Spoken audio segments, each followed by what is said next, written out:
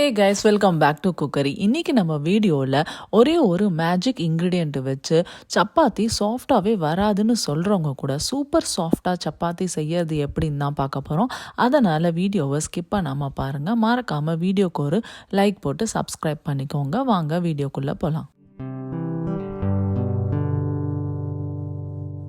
சப்பாத்தி செய்யறதுக்கான ஒரு magic ingredient இந்த அவகேடோ தான். பட்டர் ஃப்ரூட்னு சொல்லுவாங்க. இது ஒரு பழத்தை நம்ம கட் பண்ணிவிட்டு அதோட கொட்டையை எடுத்துட்டு ஹாஃப் மட்டும் சேர்த்துக்கலாம்.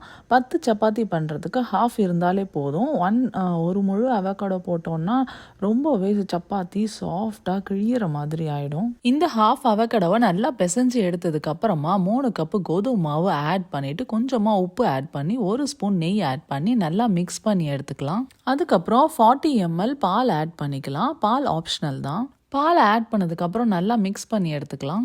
பால் ஆட் பண்ணுறதுனால சப்பாத்தியோட கலர் கொஞ்சம் பிரைட்டாக இருக்கும், அதனால தான். அதுக்கப்புறமா கொஞ்சம் கொஞ்சமாக தண்ணி ஆட் பண்ணி எப்போதும் போல் நம்ம சப்பாத்தி மாவு பிசைகிற மாதிரி பிசைஞ்சிடலாம். ரொம்பலாம் போட்டு அழுத்தணும்னு அவசியமே இல்லை. எப்போதும் போல் பிசைஞ்சிட்டு கொஞ்சம் நேரம் ஒரு 30 minutes ரெஸ்ட் பண்ணால் போகிறோம்.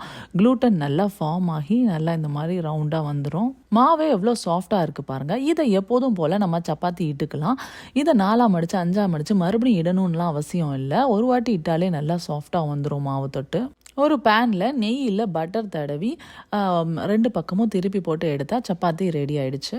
பட்டர் ஃப்ரூட் வச்சு பட்டர் மாதிரி ஒரு சப்பாத்தி ரெடி பண்ணிட்டோம். இப்போ பாருங்க சப்பாத்தி எவ்வளோ சாஃப்டாகவும் லேயராகவும் இருக்குன்னு. இதில் அவகேடோ பால் சேர்க்குறோமே, இது கெட்டு போகாமல் இருக்குமான்ற சந்தேகம்லாம் வேண்டாம். இன்னைக்கு காலையில் பண்ணால் நாளைக்கு காலையில் வரைக்கும் நல்லாயிருக்கும்.